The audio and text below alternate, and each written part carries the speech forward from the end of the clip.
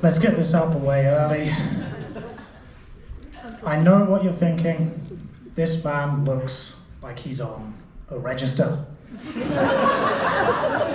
Yeah, I know I look like the sort of person who's not allowed within 200 meters of the school, which is a little unfortunate given where we are today. But you are actually right. I am on a register, just not the one you're thinking of. I'm actually registered as visually impaired. A lot of people may not guess this from looking at me. And they're curious, they want to know about it. And they say, Tom, what's it like being visually impaired? And I'll usually respond with, where the fuck did you come from?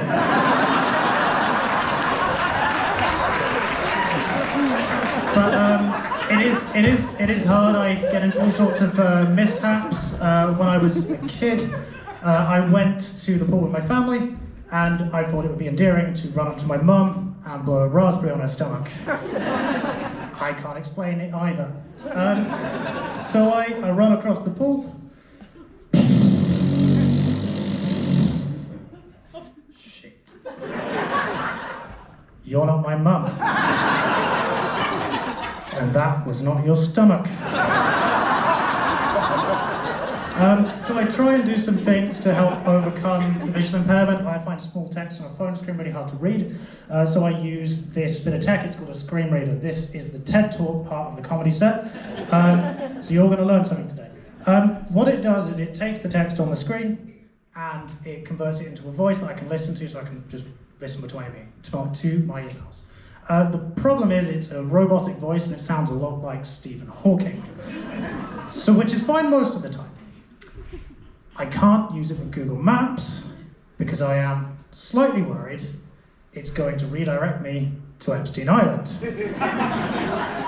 And I don't want to go to Epstein Island because, as I have already said, I am not on that register. The problem is to make it work, I have to swipe my phone like this, and it reads it out to me. So I walk and I swipe, and I walk and I swipe, and I walk and I swipe, and I walk and I swipe. People see it, they don't know what I'm doing, and they think, this guy really, really likes Tinder.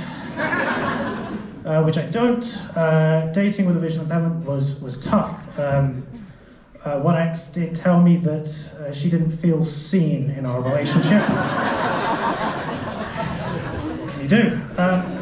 But sort of a typical date goes a bit like this for me. So, all right, I've made it.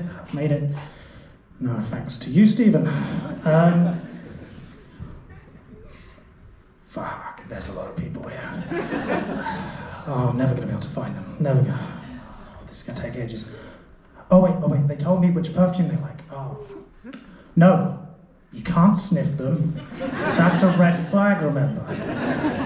Okay, alright, just, alright. We'll just go for it.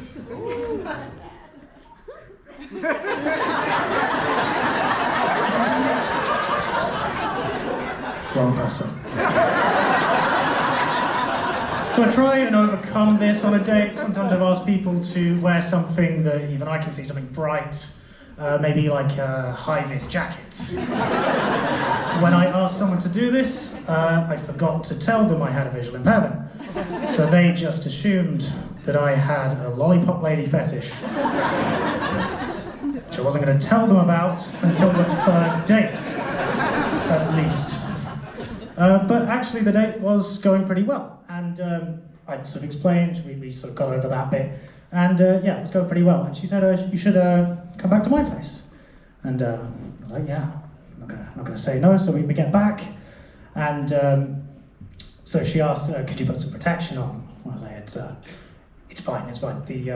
The eye condition, that's not contagious, but I'll do it anyway. So she, out of her bedside table, she pulls a condom and open it up, I put it on, and I realise my mum is at the back somewhere, so I hope you're proud of me. And so I put it on, and I realise it's one of these dotted ones. So I decide I'm going to have a little bit of fun, because people don't really know much about people with visual impairments, so I'm going to mess with them. So I put it on, And then I stop, staring very intently, focusing, while I run my finger up and down my erect shaft. Still proud of me, Mum. And she asked Tom, "What are you doing? That's weird." And I say, "Really sorry, I don't go on many dates, I don't really know what I'm doing. I'm just reading the Braille instructions on what to do next."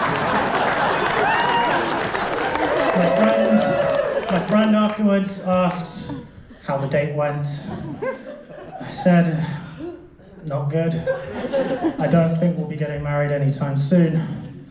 That is another register I'm not going to be on." I've been Tom Crawford, you've been Blur.